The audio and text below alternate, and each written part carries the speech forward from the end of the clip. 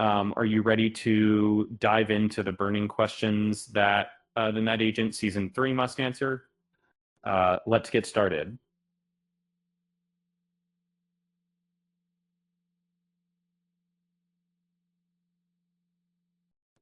In Season 2, Peter Sutherland, played by Gabriel Basso, embarks on his first mission as a night agent, but things don't go as planned.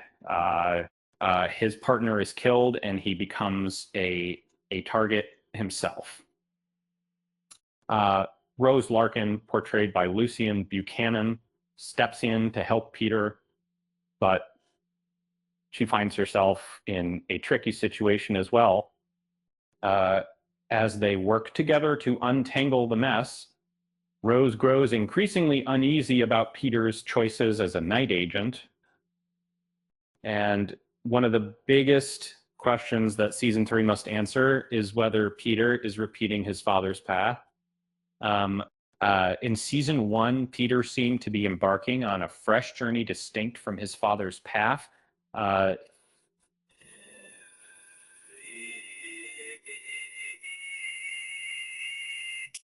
However, in Season 2,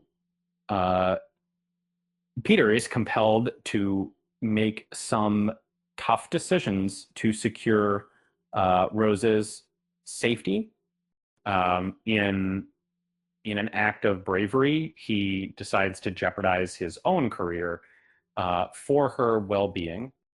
This leads him to secretly take a confidential document from the UN building with the intention of exchanging it with an intelligence broker. And in the final episode of The Night Agent's second season, Peter contemplates surrendering once the situation has been resolved. And though it seems he'll face jail time and be barred from any government work, an unexpected twist continues him down the same path his father once trod. Catherine presents Peter with an opportunity to become a double agent instead. Regrettably, just like Peter Sr., the world may ultimately recall him as a traitor rather than a double agent. The possibility of him earning redemption will be further delved into in Season 3. Another burning question is who the real big bad is. Dun, dun, dun.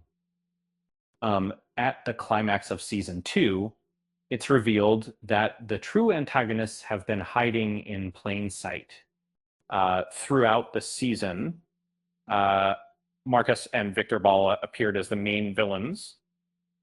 However, they were merely pawns in a larger game orchestrated by Governor Hagen, who used them to manipulate the presidential election in her favor. In reality, the intelligence broker in Bangkok was secretly working with Hagen, and they exploited the Ballas to place Peter in a predicament that would enable them to attain the crucial information they desired. The season finale leaves viewers questioning the true mastermind among the characters.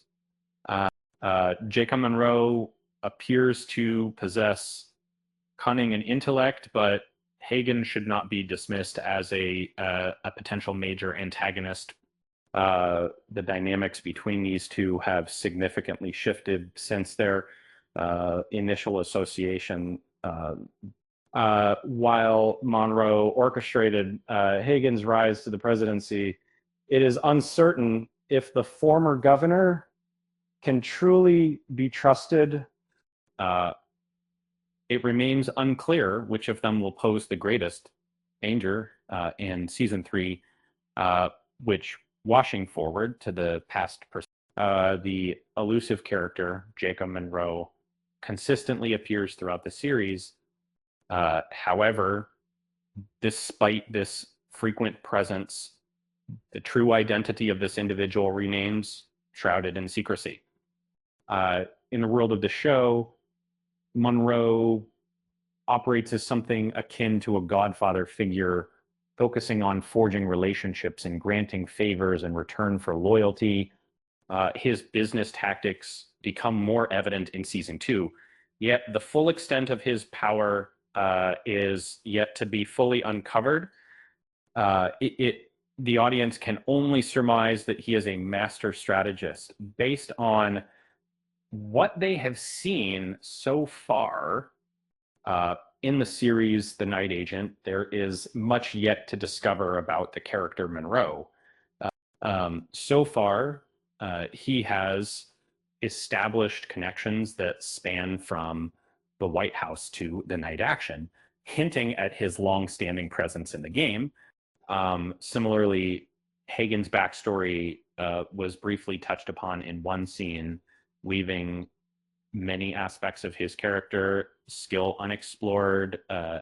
We are eager to learn more about Monroe as a significant player in The Night Agent, and perhaps season 3 will provide additional insights for fans. Rose's new tracking application is worrisome.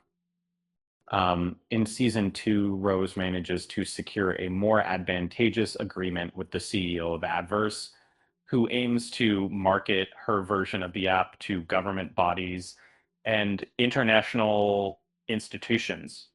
And so during this season, Rose delves deeper into the capabilities of Adverse, which hints at its possible future uses. Her ability to locate Peter independently suggests the potential growth trajectory of Adverse C. I understand the risks associated with advanced technology falling into the wrong hands, as my boss seems unfazed about selling our tracking app to the highest. Fortunately, I've managed to establish an ethics board within the company, but there remains a degree of concern regarding Adverse. And the technology is so impressive that it has caught the attention of a government agency, which naturally brings forth other interested parties eager to gain control over it. As but you can. Is Rose going to stay in California? It appears that Rose is determined to return to California, but it seems that her concept of home isn't aligned with her personality or interests. In the second season, Rose confides in Peter about joining a covert government operation once more.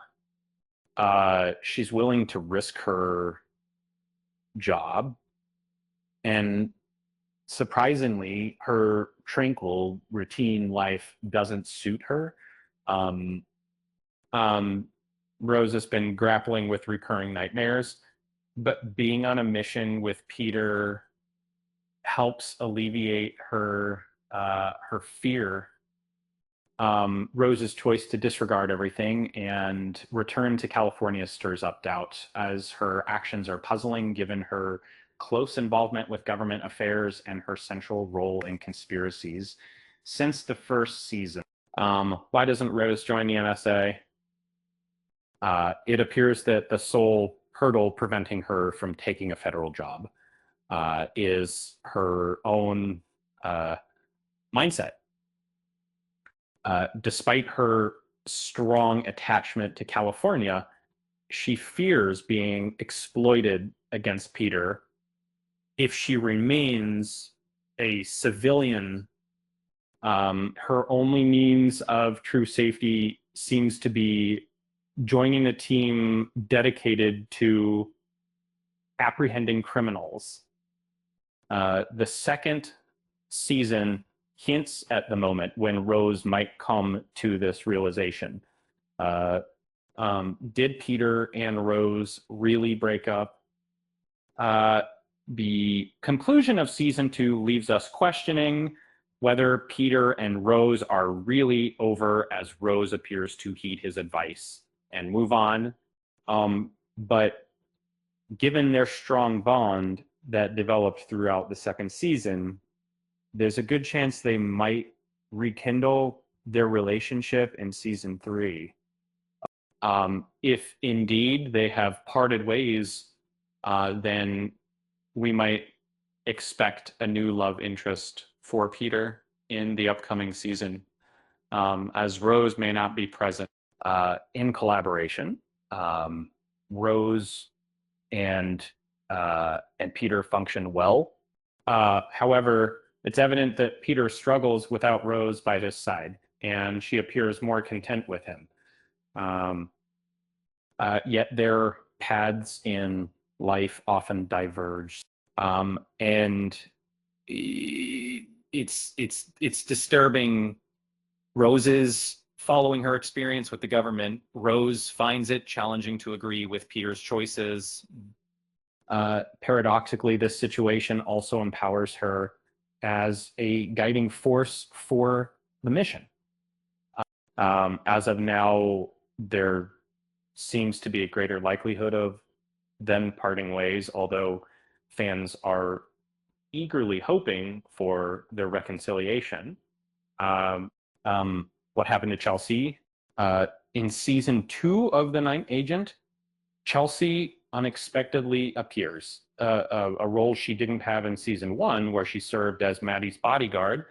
And so we'll learn more about how she ended up working for Hagen next season. And it seems that Chelsea might be playing a role in the upcoming season, given her surprise appearance at the end of the previous one. In the first season, Peter and Rose had to work hard to convince Chelsea to join their team. And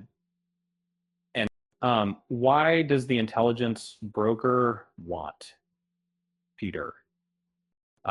Peter proved to be invaluable to Jacob Monroe, as there's no proof suggesting he illegally entered the UN building beyond his confession. Given this, it seems Monroe intends to keep Peter on board, possibly expecting Catherine to convert him into a double agent, yet it appears Monroe is holding on to Peter some other purpose, right? It appears that all indications suggest Monroe may have a plan involving Peter, as he managed to turn Peter into one of his resources by leveraging Peter's vulnerabilities in season 2.